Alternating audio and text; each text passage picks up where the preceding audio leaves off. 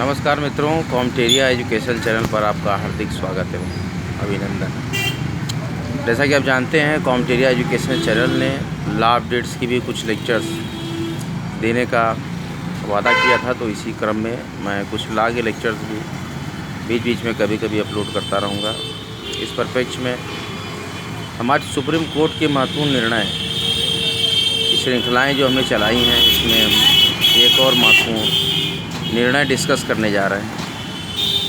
भारत संघ और एक अन्य बनाम मेसर्स गणपति डीलकॉम प्राइवेट लिमिटेड, ये हमारा केस है। इसका स्रोत है सिविल अपील संख्या 5783 सन 2022, SLP सिविल संख्या 2784 वर्ष 2020, और इस केस की निर्णय तिथि है 23 अगस्त 2022 और यह केस रिपोर्टेड है JLT 2022 SCJ अगस्त सितंबर 8। पूर्ण पीठ है मुख्य न्यायाधीश न्यायमूर्ति NV रमना और कृष्ण मुरारी और हिमा कोहली, ये न्यायमूर्तिगण हैं जिन्होंने डिसीजन दिया। प्रावधान है अनुच्छेद 20(1) बेनामी समव्यवहार प्रतिषेध अधिनियम 1988 की धारा 3 का उपखंड 3, जिसे बेनामी समव्यवहार प्रतिषेध संशोधन अधिनियम 2016, जो दिनांक 25 अक्टूबर 2016 से प्रवृत्त है, इसकी धारा 3 के उपखंड 2 के रूप में बनाए रखा गया है, जो बेनामी समव्यवहार को 3 वर्ष तक के कारावास और जुर्माना या दोनों से दंडनीय बनाता है। और मूल अधिनियम की धारा 5, जिसे संशोधन अधिनियम 2016 के द्वारा कायम रखा गया है, जो बेनामी समव्यवहार की संपत्ति को जब्त या अर्जन करने का प्रावधान करता है। क्या भारत के संविधान के अनुच्छेद 20 के 1 का उल्लंघन करता है? अनुच्छेद 20(1) का उल्लंघन करता है।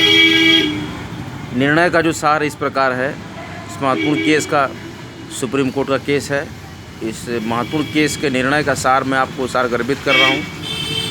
बेनामी समव्यवहार या प्रतिषेध अधिनियम 1988 की धारा 3 के उपखंड 2 और धारा 3 के उपखंड 3 होना चाहिए को प्रत्यक्ष मनमानापूर्ण होने के कारण असंवैधानिक घोषित किया जाता है।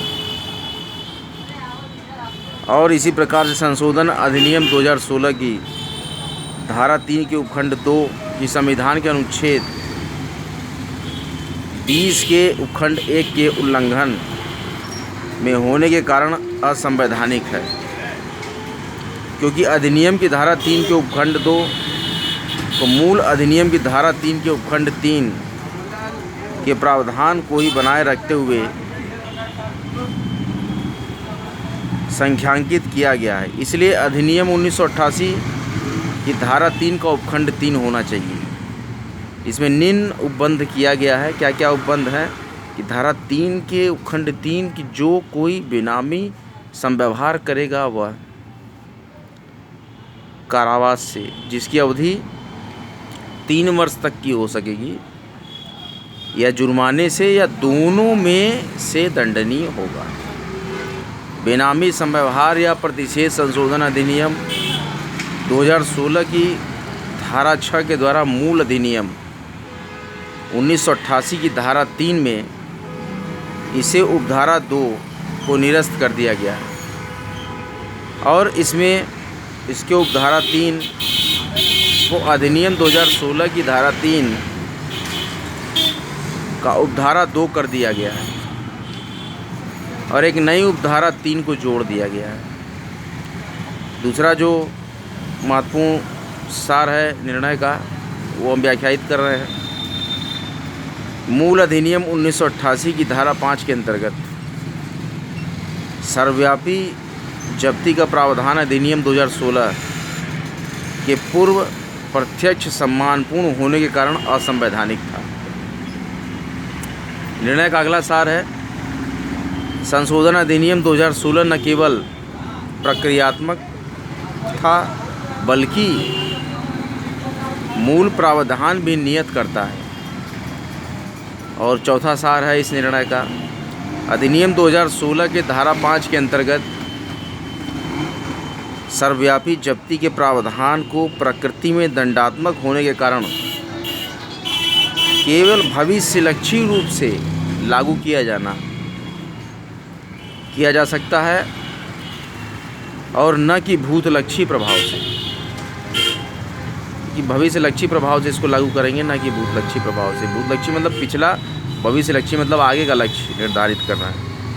और आखिरी सार जो है कि संबंधित प्राधिकारी संशोधन अधिनियम 2016 के प्रवर्तन के पूर्व यानी कि 25 अक्टूबर 2016 के पूर्व किए गए बेनामी संव्यवहार के विरुद्ध दांडिक अभियोजन या जब्ती कार्रवाई न तो प्रारंभ कर सकते हैं और न ही जारी रख सकते हैं।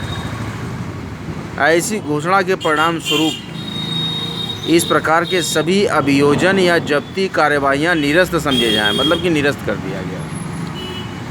आज का यह महत्वपूर्ण निर्णय भारत संघ और एक अन्य बनाम मेसर्स गणपति डीलकॉम प्राइवेट लिमिटेड के हमने स्रोत को, निर्णय तिथि को, रिपोर्टेड को, पूर्ण पीठ की जानकारी ली और प्रावधान समझा क्या है। उसके बाद हमने इस निर्णय का सार भी सारगर्भित किया। बने रहे, जमे रहे आपके अपने महत्वपूर्ण लॉ लेक्चर्स कॉम्टेरिया पे। नित्य निरंतर उन्नति के नए आयाम स्थापित करें और भी महत्वपूर्ण पॉलिटी के लेक्चर्स भी लेकर मैं अगले दिनों में आऊँगा। आज हमने सुप्रीम कोर्ट का यह महत्वपूर्ण एक और डिसीजन एक्सप्लेन किया। आपको कैसा लगा ये सुप्रीम कोर्ट का डिसीजन? हम इसी तरह के जजमेंट्स को बराबर व्याख्यायित करते रहेंगे अपने चैनल पर बीच बीच में। और यूपी पीसीएस और अन्य एक दिवसीय और मेंस एग्ज़ाम के लिए पॉलिटी के जो रोमांचक लेक्चर चल रहे हैं, जिसमें प्रथम संविधान संशोधन अधिनियम हमने कल परसों व्याख्यायित किया था, तो इसी तरह से अभी दूसरा संविधान संशोधन अधिनियम और भी कई अधिनियम और धाराएँ जो कि पॉलिटी के हैं, जो कि पीसीएस और वनडे मेंस एग्ज़ाम यूपीएससी के लिए भी इम्पॉर्टेंट है, वो भी क्वेश्चनीज और लेक्चर सीरीज़ चलती रहेगी, ब्लॉग्स चलते रहेंगे एजुकेशनल। निरंतर एग्ज़ाम्स की तैयारियां करते रहिए। असिस्टेंट प्रोफेसर की भी नियुक्तियां मध्य प्रदेश में निकली हुई हैं और हरियाणा में भी असिस्टेंट प्रोफेसर की नियुक्तियां, छत्तीसगढ़ में असिस्टेंट प्रोफेसर की नियुक्तियां आने वाली है। बहुत जल्द डेट स्टार्ट होने वाली है। यूपी असिस्टेंट प्रोफेसर के एग्ज़ाम की तिथि भी मेरे ख्याल से आ चुकी है।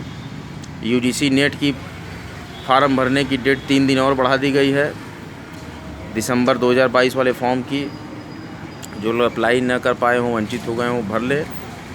मुझे लगता है कि दिसंबर 2022 और जून 2023 दोनों का एग्ज़ाम कंबाइंड करा के ही जून 2023 में करा लिया जाएगा। तो भारी मात्रा में फ्री एजुकेशनल चैनल कॉम्टेरिया को लाइक करें, शेयर करें, बेल आइकन जरूर प्रेस कर दें और कॉम्टेरिया एजुकेशन चैनल को सब्सक्राइब करें। जय हिंद, जय भारत। अगले महत्वपूर्ण लेक्चर के साथ कॉम्टेरिया आपके समक्ष फिर उपस्थित होगा आपकी सेवा में। Study hard and get success. सभी पढ़ें, सभी बढ़ें। पढ़ते रहिए, बढ़ते रहिए।